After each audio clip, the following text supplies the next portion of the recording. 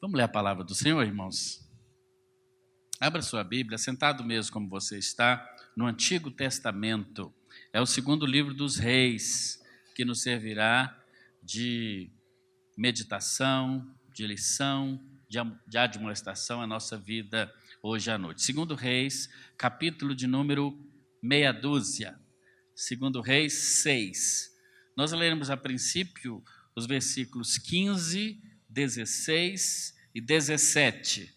Mas eu pediria aos irmãos a gentileza de permanecerem com suas Bíblias abertas, mesmo depois da leitura. Segundo Reis, capítulo 6. Vamos ler a princípio os versículos 15 a 17.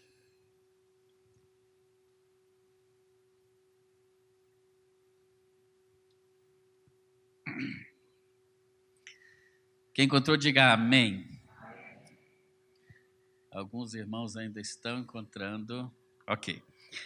Segundo Reis 6, 15 a 17. Diz assim: O servo do homem de Deus levantou-se bem cedo, e ao sair, eis que tropas, cavalos e carros de guerra haviam cercado a cidade. Então o moço disse a Eliseu: Ai, meu senhor, que faremos? E ele respondeu: Não tenha medo, porque são mais os que estão conosco do que os que estão com eles. E Eliseu orou e disse: Senhor, peço-te que abra os olhos dele para que veja. E o Senhor abriu os olhos do moço, e ele viu que o monte estava cheio de cavalos e carros de fogo ao redor de Eliseu. Que Deus abençoe sua palavra lida no nosso coração, em nome do Senhor Jesus. Irmãos, há um perigo grande que ronda a nossa vida enquanto cristãos, ou a nossa vida de um modo geral, que é o que eu chamaria de miopia espiritual. Miopia espiritual. Tenho já falado com os irmãos, nós temos muito falado aqui sobre visão. Visão. Tivemos recentemente um dia inteiro, onde com a liderança da igreja, estivemos no sítio lá do irmão José Célio, da irmã Marli, um dia muito agradável, e falamos o dia inteiro sobre visão. Não essa visão física, não é? Mas sobre visão espiritual, sobre visão daquilo que nós queremos alcançar. E a visão é exatamente isso, onde eu quero chegar. Falamos há alguns dias atrás também sobre a visão do céu. Como Isaías, no capítulo 6, ele teve uma visão do céu que era completamente diferente da visão humana, da visão física, da visão das coisas do cotidiano, dessa nossa vida ordinária. Essa visão espiritual, ela é muito necessária, tanto para a igreja do Senhor Jesus cumprir o propósito para o qual ela existe, quanto na nossa vida também, na vida da nossa família, né? Se eu perguntasse a você hoje, por exemplo, qual é a visão que você tem para a sua família? Deixa eu ver os pais de família aqui, os pais. Tem pouquinho assim? Os pais aí? Muito bem. Não precisa responder para mim. Mas se eu perguntasse qual a visão que você tem para sua família? Você quer responder, irmão Luiz? Não? Mas hoje talvez o irmão Luiz, quanto tempo tem de casado, irmão Luiz, com essa jovem aí do seu lado? Essa morena? Não, estou falando de idade, irmão, estou falando de casamento. Sério? 42 anos de casado? Isso tudo, irmã Dalila? Deixa quieto. 42 anos.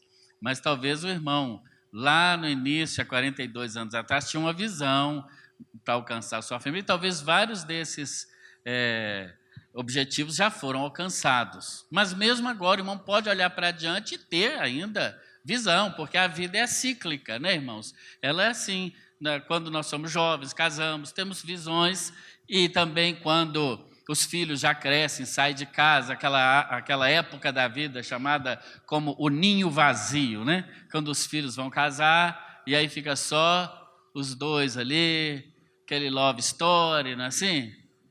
Aí um olha para o outro, aí vai ter tempo de dar uns beijos, arrumado, que não teve até hoje, porque o menino chorava, tinha que acordar, tinha que trabalhar muito para pagar a faculdade. E assim a vida é cíclica, ou seja, nós precisamos ter uma visão a respeito de nós mesmos, da nossa família, da igreja. E naquela ocasião nós falamos então que o céu, o cotidiano do céu é diferente do cotidiano da terra. A visão do céu a respeito da terra é diferente da nossa. Muitas vezes nós ficamos preocupados, muito ansiosos, mas no céu está tudo tranquilo, Deus continua sentado no trono e Ele continua controlando todas as coisas. Mas há uma doença que nos atinge e que nos faz perder de vista os propósitos de Deus para a nossa vida. Você sabe qual é essa doença? Muito bem. É a miopia espiritual. A miopia, do ponto de vista da medicina, não é um distúrbio que acarreta uma focalização da imagem antes dessa chegar à retina. Então, isso dá-se um embaçamento, né? E a gente precisa de quê? De óculos. O míope consegue ver objetos próximos, como eu, não preciso de óculos para ler a Bíblia. Mas quem está lá no último banco, eu só vejo um vultozinho. Não é isso? Um vulto. Preciso do óculos, aí eu vejo todo mundo direito. E muitas vezes, espiritualmente, também nós precisamos de um óculos espiritual, quem sabe até de uma cura espiritual, para podermos ver como Deus vê a nossa vida, como Deus vê a nossa igreja, como Deus vê a nossa família, como Deus vê a nossa situação. Há um tempo atrás eu estava de férias na praia e de repente, da areia, as pessoas foram assim juntando e apontando assim para o mar. E aí nós começamos a ver, todo mundo vê uma cauda de baleia. Já viu aquela cauda de baleia que levanta assim antes dela? E fazia assim. E como era ali no extremo sul da Bahia, ali tem a baleia jubarte, né? Jubarte. Não sei se o óleo chegou lá e matou a baleia, mas eu sei que lá tinha essas baleias. Aí de cá o povo já estava tirando foto. E a baleia, que beleza. Vamos chamar a televisão. E tinha um camarada com um drone, aquele negócio assim que aperta o botãozinho lá, ele sai voando. Já viu isso, né? Aí ele mandou aquele negócio lá. Tchum. Eu falei, isso vai cair dentro daquele mar e vai perder esse trem caro, porque é caro. Mas ele foi corajoso.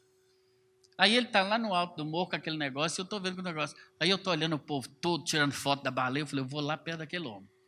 Aí fui lá perto dele. Aí ele está olhando. Sabe o que era a baleia, irmã? Folhas que a água tinha trazendo. E dava aquela... Parecia mesmo a baleia. Até eu chamei, vem ver a baleia, gente. Mas depois eu fui mais perto e falei, aquele cara lá, que é o cara, ele é que está com a folha pura. Dali eu falei, deixa eles pensando que é baleia para lá. Eu fui embora para lá e larguei eles pensando lá. Até hoje deve ter gente com essa foto de baleia no celular aí. Ou seja, se a gente não tiver uma boa visão para longe, a gente vai confundir folha com baleia, vontade de Deus com vontade nossa, aquilo que não é como se fosse, e aí vai atrapalhando, né? E no texto aqui que nós temos, é exatamente isso que nós podemos chamar de miopia espiritual. Os irmãos conhecem o texto, né? É o texto quando o profeta Eliseu, ele está aqui com o seu ajudante, né? E Eliseu era ruim para arrumar ajudante, viu? Porque teve um tal de Geazi, que foi uma negação, e também aqui mais uma vez nós vemos esse ajudante dele tendo problemas. Porque o que muitas vezes causa em nós essa miopia espiritual? Ou seja, a gente vê só o que está ali à nossa volta. A gente só vê a situação que está nos trazendo algum tipo de desconforto, algum tipo de dificuldade, algum tipo de desalento. Porque, irmãos, o mundo está cada vez pior. Talvez lá em Cuiabá esteja melhor do que aqui. está levando um ar-condicionado na bagagem, né, irmão? Tem que levar. Leva 2, aliás, que eu acho que você vai precisar lá. Não é assim? Mas o mundo, a tendência do mundo é só piorar e não melhorar. Por isso que se nós tivermos só olhos humanos para a nossa vida, em geral, da nossa família, da igreja, nós vamos continuar vendo apenas aquilo que está debaixo dos nossos olhos, mas nós não somos chamados para isso. Nós somos cidadãos de outra pátria. Nós somos pessoas que precisamos ver com olhos de águia, com olhos aguçados, a nossa própria situação e buscar ver o que Deus vê. Como Deus vê. E nós podemos, através do texto bíblico, perceber algumas causas dessa miopia espiritual. E uma delas é aquilo que eu chamaria de uma visão limitada do poder de Deus. Quando nós não percebemos o poder de Deus de uma maneira plena, porque assim como o míope, ele só vê claramente aquilo que está perto dele, não consegue ver longe, assim são aquelas pessoas que têm uma visão limitada do poder de Deus, que elas mesmas colocam Deus dentro de uma caixinha e pensam que Deus só vai agir daquela maneira. É interessante isso. Nós vemos isso, por exemplo, aí mesmo, nesse segundo livro dos Reis, se você voltar 1 ou 2 páginas para o capítulo de número 4, nós vamos encontrar aí a história daquela mulher sunamita, já até falei sobre ela aqui alguns dias atrás, em que ela tinha um filho, o filho morre, etc. Ela procura o profeta, e o profeta então manda Geazi na frente, era o ajudante dele, e dá a ele o bordão do profeta e diz: chega lá, passa o bordão sobre o menino e eu acho que vai dar certo, leva o meu bordão. E Geazi pegou o bordão do profeta Eliseu, o menino estava morto em cima da cama, ele passou para lá e para cá o bordão sobre o menino, mas diz aí o capítulo 4 do segundo livro dos Reis que não aconteceu absolutamente nada. No verso de número 31, diz assim: Geazi foi adiante deles e pôs o bordão sobre o rosto do menino, porém não houve nele voz nem sinal de vida. E então voltou-se para encontrar com Eliseu e disse: o menino não acordou. O menino não acordou. Ou seja, isso nos fala de uma visão limitada do poder de Deus que é apenas religiosa. Geazi seguiu as instruções do profeta. Geazi estava com o próprio bordão do profeta, mas não aconteceu nada. Depois o profeta chega, nós sabemos. Se você continuar lendo o texto, fica aí de para casa. O profeta chega, fecha a porta, entra dentro do quarto, passa o bordão sobre o menino, deita sobre ele, daqui a pouco ele espirra 7 vezes e volta de novo à vida. Por quê? Porque a unção de Deus não está em coisas físicas. E parece que hoje em dia, muitas igrejas, até ditas evangélicas, têm se voltado às práticas do Antigo Testamento e até práticas mágicas de cultos que de cristianismo não tem nada. Leva isso para sua casa que vai resolver. Leva o óleo orado ungido. Eu sempre tenho uma aguinha assim para eu beber. Lá da igreja de onde eu venho também. Aí eu bebi assim, deixei um pouquinho, cumprimentando o povo. Daqui a pouco chega uma pessoa, fala assim: pastor, eu quero pedir uma coisa, senhor. Achei que era uma oração, até dinheiro o povo pede, né? Mas esse não, eu queria beber o restinho da minha água. Aí antes dele chegar, eu fui primeiro em grupo. Bebi tudo antes dele. Falei: não, essa água é minha. Não sei o que ele ia, além das bactérias, o que ele ia mais receber, né? Mas talvez ele pensasse que bebendo a água pastoral tivesse algum poder extraordinário, etc. Né?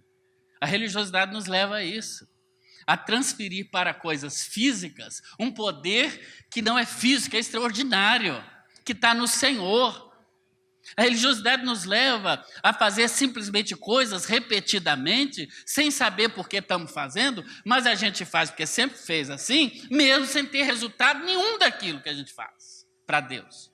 É como passar o bordão sobre o menino morto e nada aconteceu, mas ele volta e fala assim: fiz o que você mandou, minha tarefa está cumprida.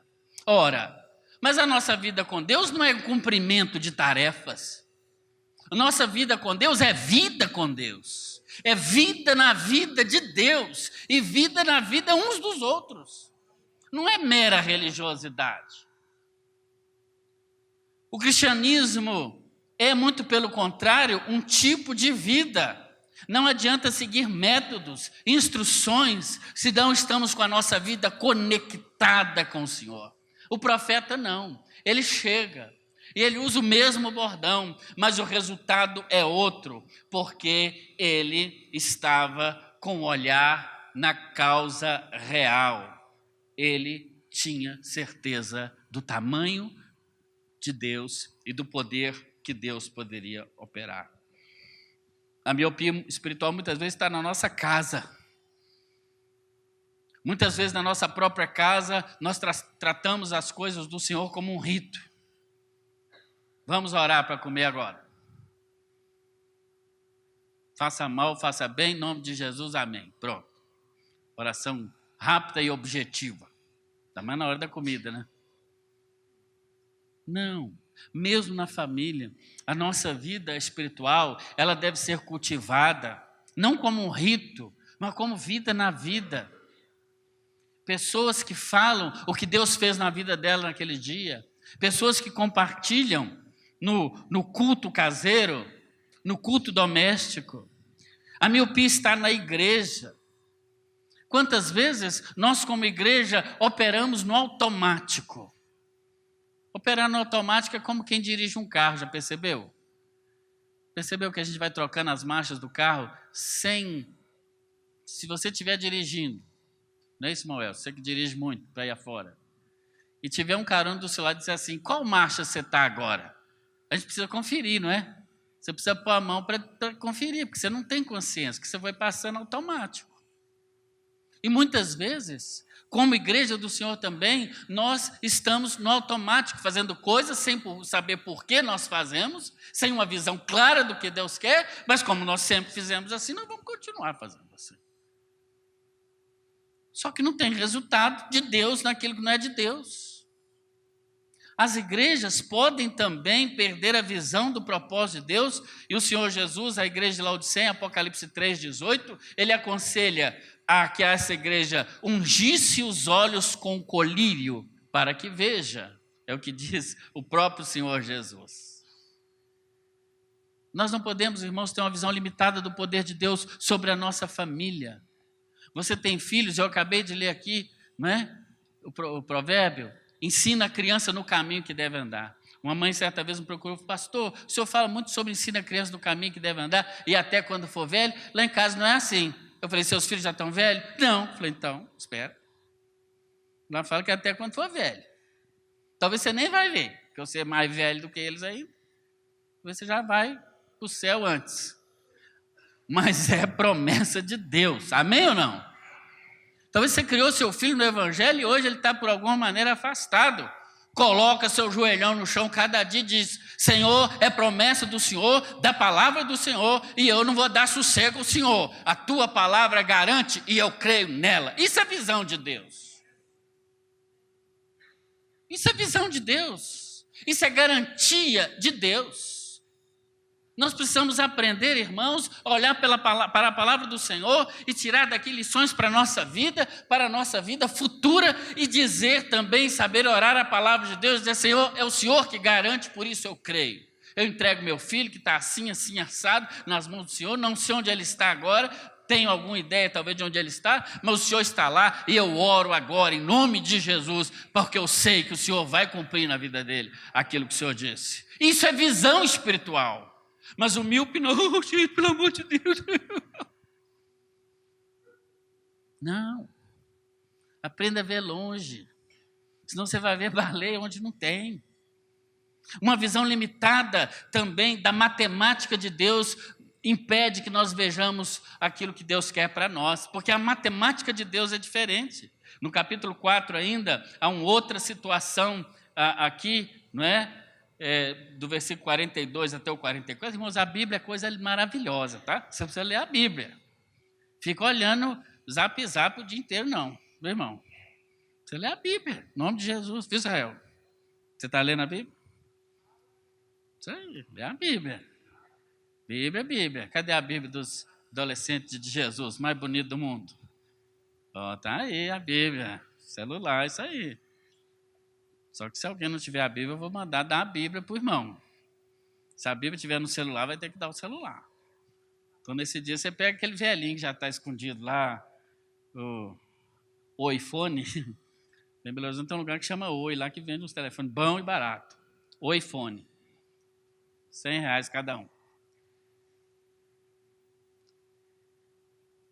A Bíblia é maravilhosa. E aqui diz a história, do verso 42 a 44, capítulo 4, que veio, olha aí comigo, um profeta, um homem de Baal Salisa, e trouxe ao homem de Deus pães da primícia, 20 pães, espiga verde na sacola. Aí Eliseu diz assim para os ajudantes dele, olha, dê às pessoas para que comam. E a pergunta, como eu vou pôr isso diante de 100 homens?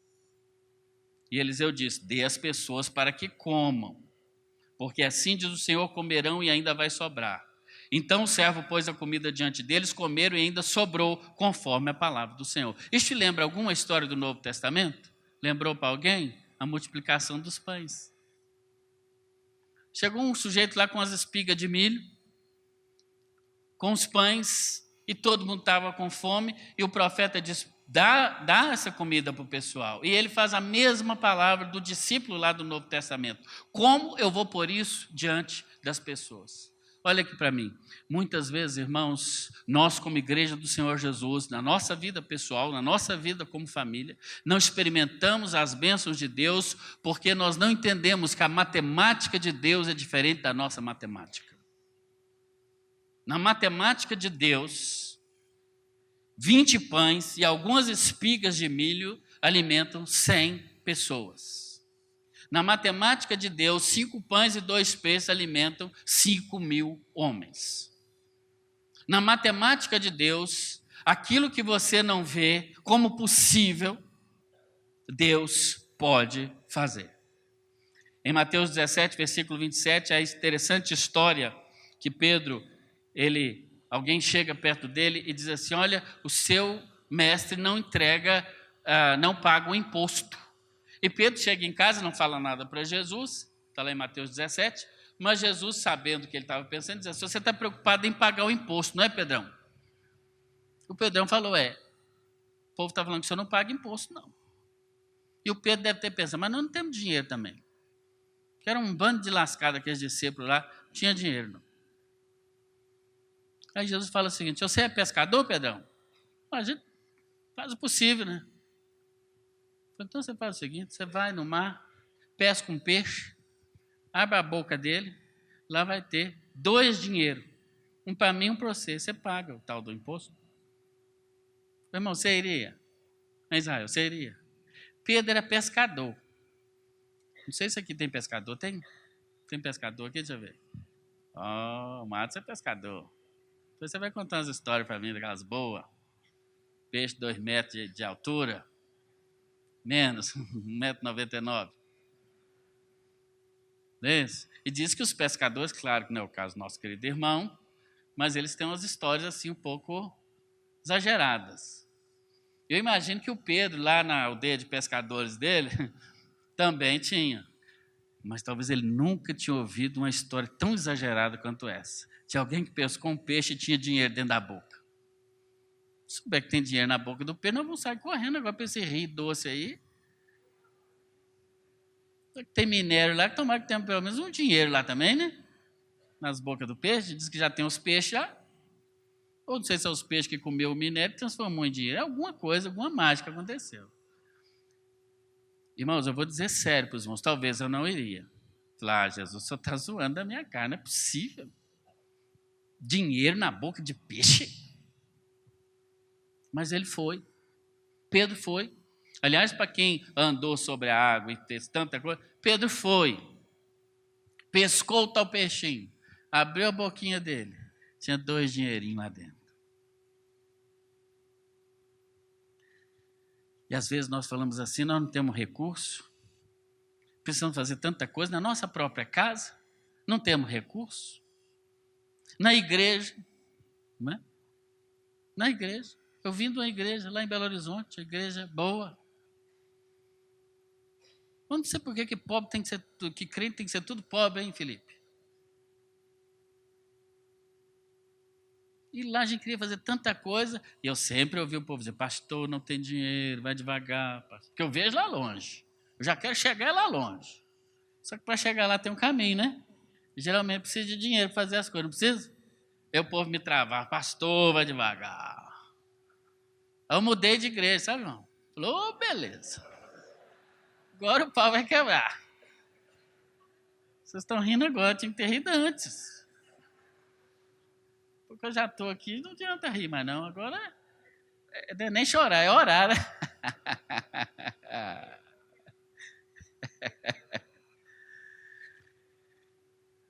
Mas se tiver dinheiro sobrando, Célio, não tem milagre, ué.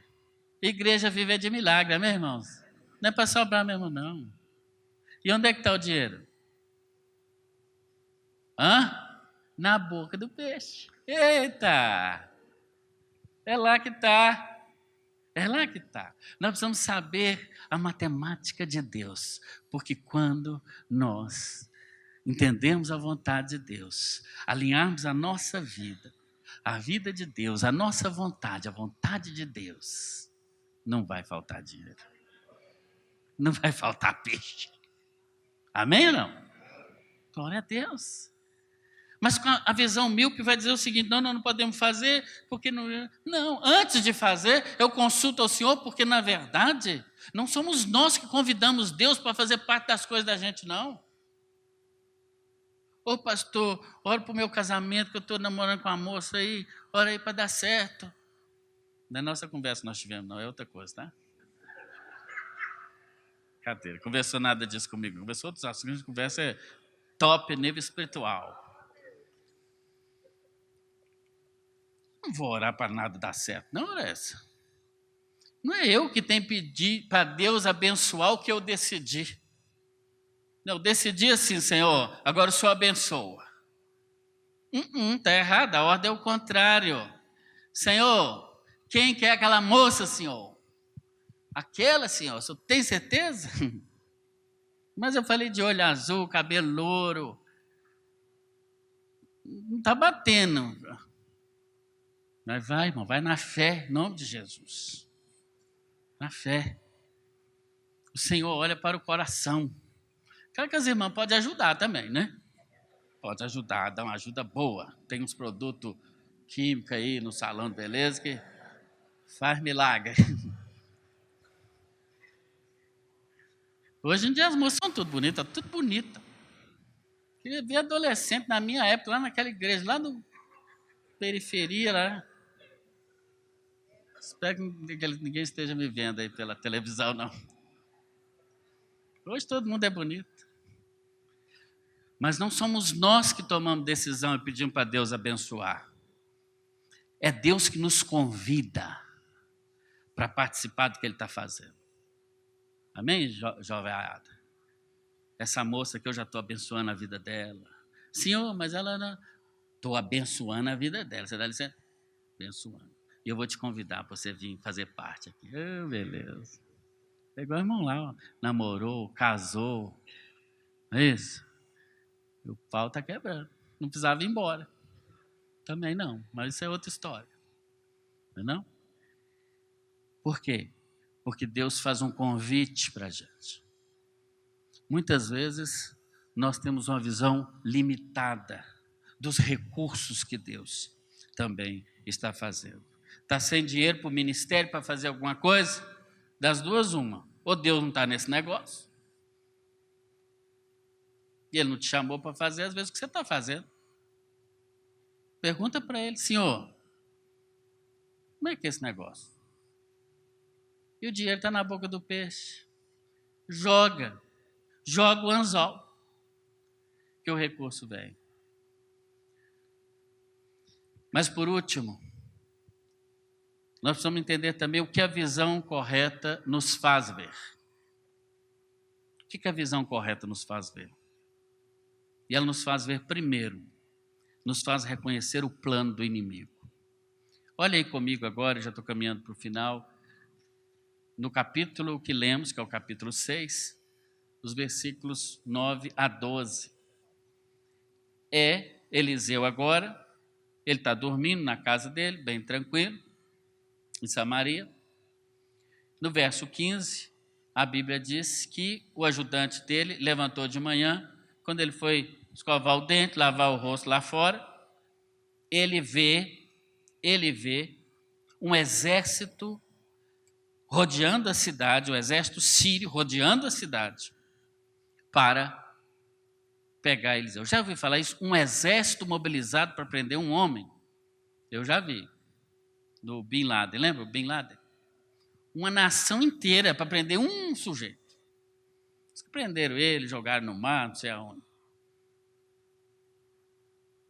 Diz que ele veio para o Brasil, porque todos esses troços assim que dá errado lá, o Michael Jackson, todo mundo vem para o Brasil. Não morreu nada também. Mas enfim, você vê o Bin Laden por aí, chama a polícia. Ele diz que ele morreu. Assim é esse aqui, um exército inteiro mobilizado para prender um homem, que era o profeta Eliseu. Aí quando o ajudante dele levanta de manhã e lava o rosto, vê aquele exército inteiro em volta deles. Aí ele volta para dentro correndo. Ai, meu senhor, o que nós vamos fazer? Nós estamos fritos. Eu imagino o Eliseu bem deitado na cama, ele dá uma espreguiçada e fala assim, não tenha medo, verso 16, mais são os que estão conosco do que os que estão com eles. O rapaz não entendeu nada. Como assim? Nós somos só dois. Como é que são mais do que está aqui, do que está aqui?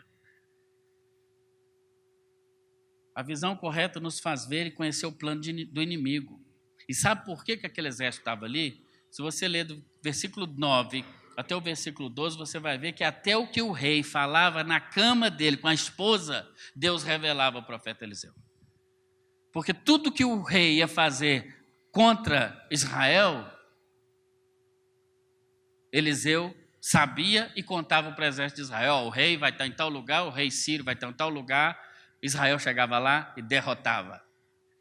Nós vamos atacar agora por tal lugar. O Espírito Santo lá, Eliseu, assim, assim, assim. Chamava o ministro do exército lá e falou, assim, assim, assado, ele vai estar, o exército de Israel lá e derrotava. Aí, por fim, o rei da Síria falou assim, quem de vocês aqui é um traidor, um X9 que está entregando? Aí um diz assim, não, senhor, não é nós, nenhum de nós. Lá tem um profeta que até o que o senhor conversa com a sua esposa, o Deus vai lá e fala para ele. Aí o rei falou assim, então eu vou lá prender esse cara. Ao invés de bater de joelho no chão,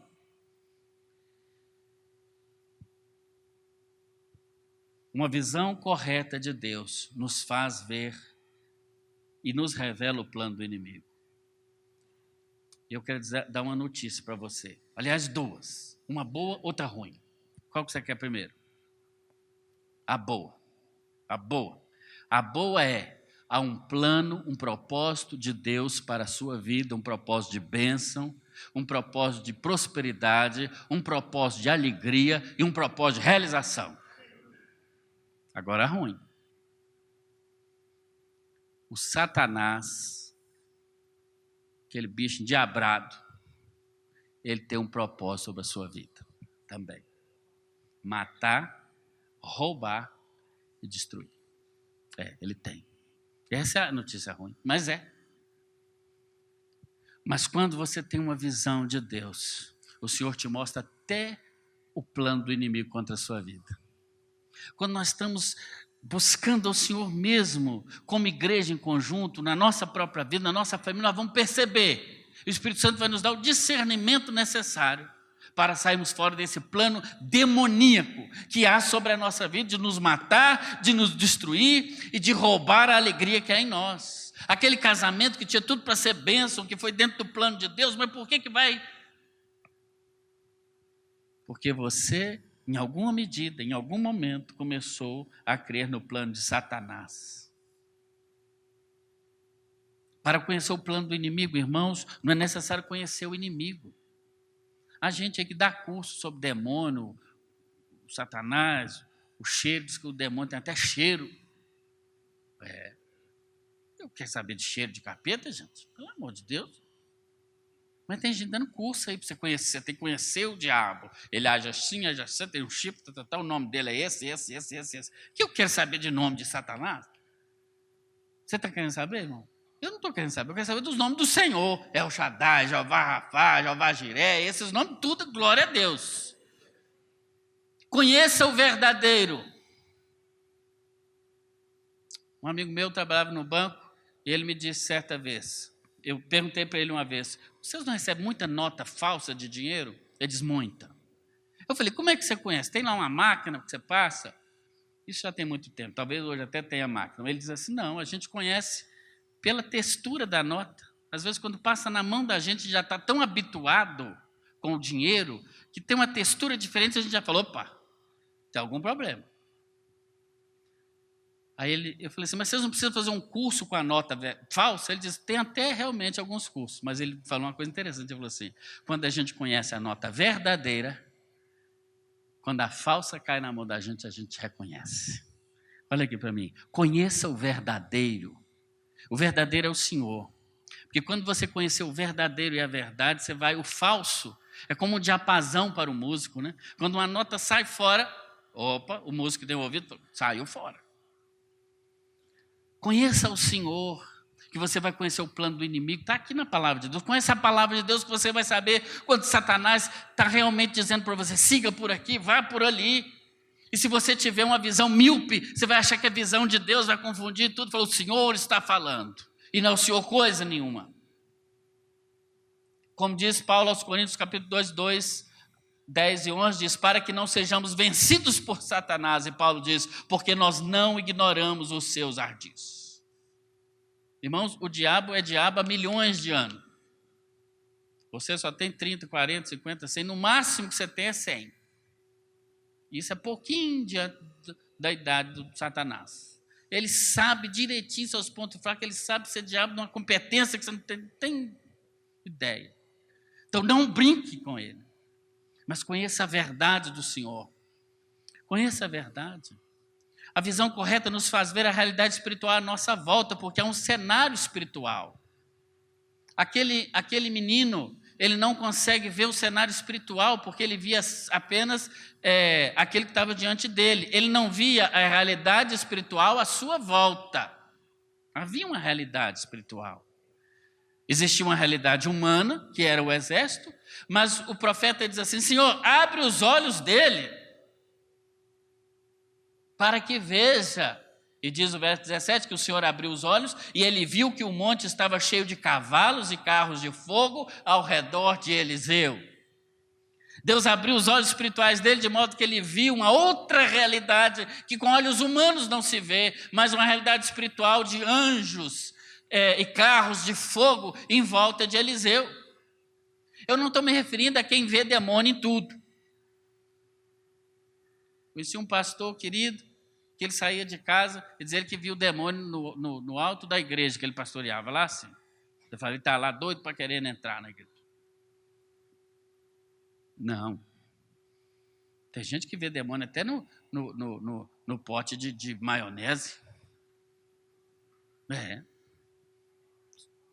na Coca-Cola, tá de trás para frente. Coca-Cola é tão bom que o povo está até de trás para frente, querendo a Coca-Cola. Diz que aparece, alô, diabo. Outro falou comigo, a Helmas é o homem do inferno, não sei de onde.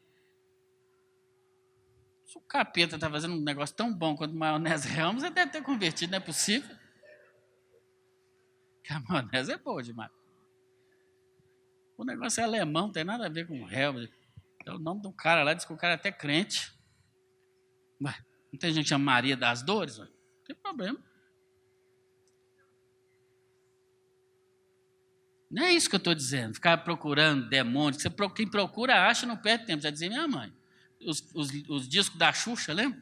Se tocar de trás para frente, lógico, qualquer de ser rodado de trás para frente, ele vai fazer um som esquisito mesmo. Aí a Xuxa falou assim, meu disco é tão bom que o povo está ouvindo até de trás para frente. Fica dando ibope. Parece um trem na internet, isso assim, sei o que lá, está acontecendo isso. Crente é um bicho que gosta de compartilhar. Já vai com o dedão. Ele nem quer saber se aquilo é verdade, se não é, e vá para compartilhar. Não é essa a realidade espiritual, mas é uma realidade de Deus que você precisa saber. Se há uma realidade física que quer de alguma maneira te tolir e te fazer escravo, há uma outra realidade espiritual que talvez você não está vendo. O salmista diz, os anjos do Senhor acampam ao redor daqueles que o temem e os livra. Isso é realidade espiritual. E nós precisamos crer nessa realidade. Não essa crença doentia que eu estou dizendo de ver. Não é isso. Isso é doença. Isso é misticismo. Não é isso que eu estou dizendo. Mas estou dizendo da fé no que a palavra de Deus afirma, de que seja qual for a realidade física, ordinária na nossa vida, há uma realidade espiritual que é essa que controla. E por último, a visão correta nos faz ver como orar segundo a vontade de Deus. No verso 18 a 20, ele ora primeiro pelo rapaz. Nós precisamos orar. Às vezes tem alguém do nosso lado e nós vemos uma realidade espiritual e tem alguém que não vê. Não é menosprezar, mas é orar e dizer, Senhor, abre os olhos dessa pessoa. Abre os olhos desse irmão. Precisamos orar uns para os outros para que todos tenhamos uma só visão daquilo que Deus quer realizar de extraordinário no nosso meio.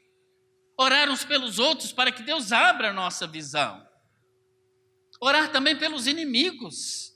No versículo 18, ele ora o contrário. Ele diz assim, fecha os olhos deles para que eles não nos vejam. Quantas vezes nós precisamos nos cobrir com esse manto de invisibilidade? Certa vez Jesus estava na beirada de um penhasco, as pessoas o pressionaram, ele estava na beirada de um penhasco, quase caindo. Talvez até ia empurrar ele dali, está no Evangelho. E a Bíblia diz que simplesmente Jesus passou no meio de todo mundo e foi embora. Eu imagino que ele deve ter ficado invisível. Todo mundo, cadê? Estava aqui agora, sumiu, saiu. Quando você sai, orar, Senhor, fecha os olhos daqueles que querem me fazer mal. Daqueles que olham para mim com algum sentimento que não é aquele sentimento que o Senhor quer. E agir com generosidade. No versículos 22 a 23, você pode ler em casa. Ele não matou ninguém. Podia ter matado todo aquele exército. Sabe o que ele fez? Deu um banquete para eles. Está aí na sua Bíblia. Deu um jantar para eles.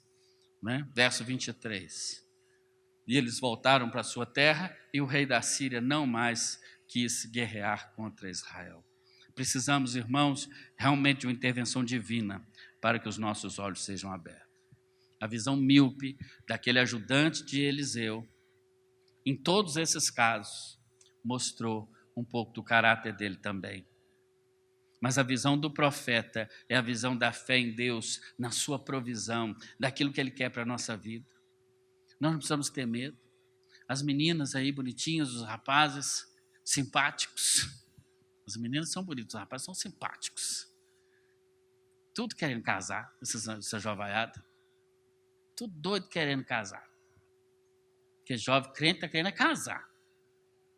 Namorar é parte do processo, mas o propósito eles estão tudo querendo casar, ser dono de casa, fritar um ovo gostoso para o marido. Tudo doido assim querendo fazer isso. Mas antes disso, eu quero dizer, Deus tem provisão para vocês, amém? Ele diz que Ele suprirá todas as necessidades, todas. Deus tem provisão. Peça a Deus para abrir os seus olhos. Qual é a sua visão para a sua família? Mas eu vou perguntar agora no final, qual é a visão de Deus para a sua família? Qual é a visão de Deus para a sua igreja? Qual é a visão de Deus para a sua vida, para o seu futuro? Qual é a visão? Você não conhece isso? Eu quero dizer que Ele quer revelar a você a visão. Para você não ter essa visão míope que vê só aqui agora, mas vê adiante. Vê lá longe onde o Senhor quer que você veja. Porque isso, é essa atitude, essa fé no Senhor, é que vai fazer toda a diferença. Qual é a sua visão? Eu queria que você fechasse seus olhos agora. Eu quero orar pela sua vida. Porque nós queremos ver como o Senhor vê. Nós queremos que o Senhor nos dê esse colírio de que fala o Apocalipse, para vermos de uma maneira correta. Não temos uma visão mística das coisas de Deus, não. O misticismo é doença, mas queremos sim viver por fé. Queremos sim considerar as coisas espirituais, no nome de Jesus. Eu quero fazer um apelo a você hoje à noite. Você que entrou aqui hoje à noite. E talvez a sua vida não tenha estado de acordo com que a visão de Deus quer. Você mesmo percebe isso. Olha, eu quero dizer que você pode sair daqui com a visão do Senhor sobre a sua vida. E você pode viver uma aventura nas mãos do Senhor, uma aventura de Deus, crendo como Ele quer que você creia, tendo uma visão ampla e não limitada. O Senhor tem recursos maravilhosos para dispensar a você, em nome de Jesus. Eu quero dizer a você que o primeiro passo é entregar sua vida a Jesus. Entregue sua vida a Jesus.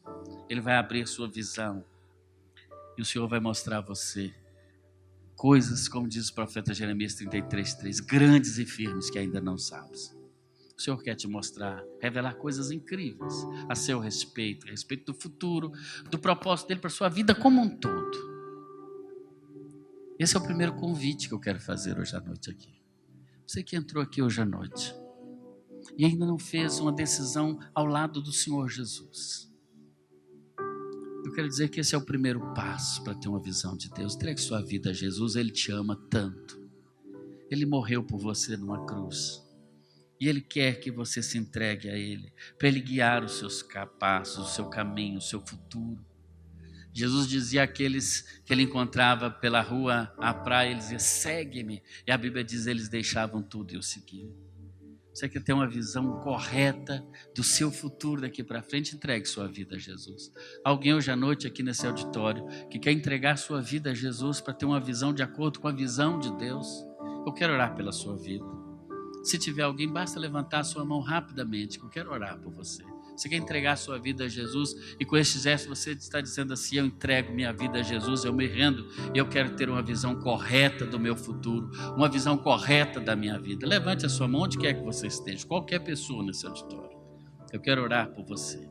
Quero que você saia daqui com a certeza de que teve um real encontro com Cristo hoje à noite. Qualquer pessoa, na galeria, aqui embaixo, qualquer pessoa.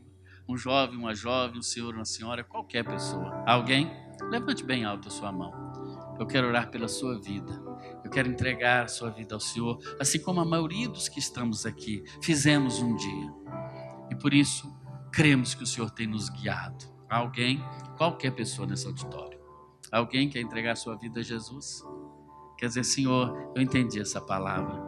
Eu quero ter uma visão renovada do meu futuro, da minha família, em nome de Jesus. Alguém?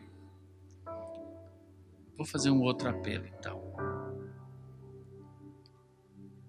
Um apelo para você que já entregou sua vida a Jesus. Como tem estado a sua visão espiritual? Você tem vivido de vitória em vitória, de derrota em derrota? Você tem visto a maneira certa? Você, meu irmão, que exerce até algum ministério na igreja, lidera alguma área, qual é a visão que você tem tido do Senhor para liderar? E a pergunta que eu faço, ela é do Senhor mesmo, ela é sua? Ela é de acordo com a sua vontade, é de acordo com o Senhor, com o que o Senhor sonha? Você foi convidado pelo Senhor para fazer aquilo e trabalhar onde Ele já está trabalhando?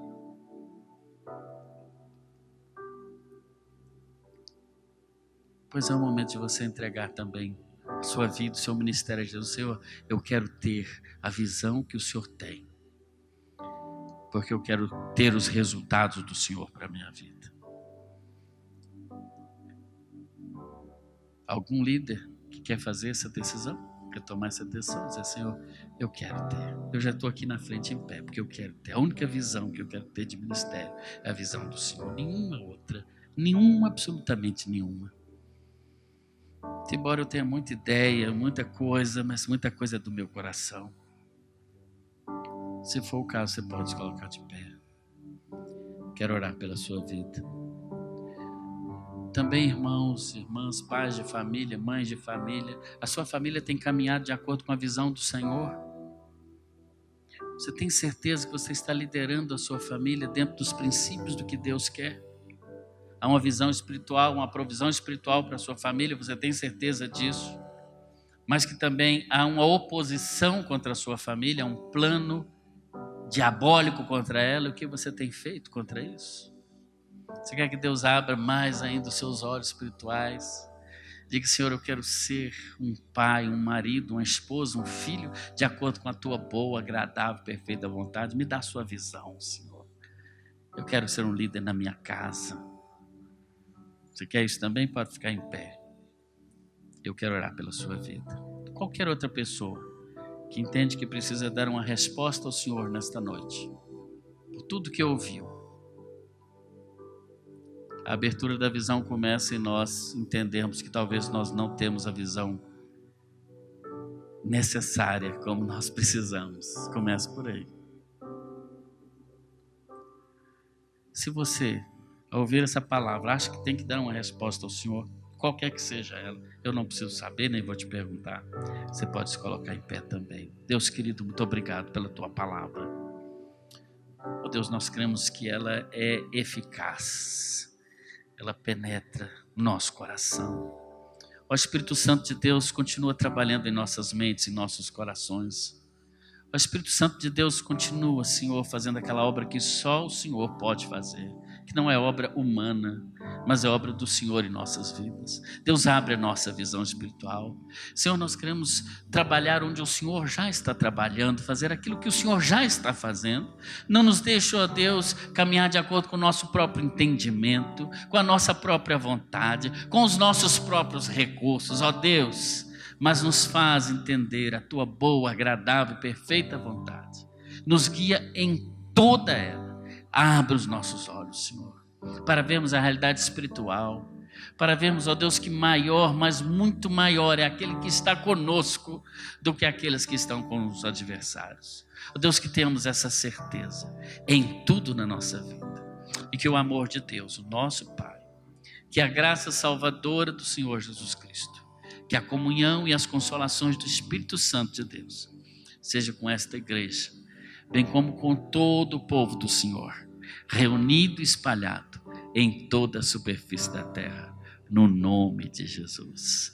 Glória a Deus, glória a Deus. Amém. Você pode se colocar em pé, todo mundo agora, em nome de Jesus. Glória a Deus.